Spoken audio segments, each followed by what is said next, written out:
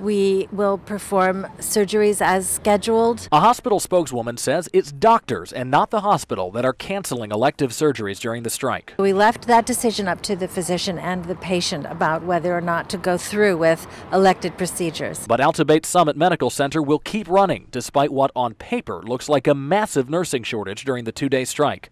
When 1,800 nurses walk out, the hospital has brought in only 550 to replace them. They say that's enough. There aren't 1,800 individuals here at one time.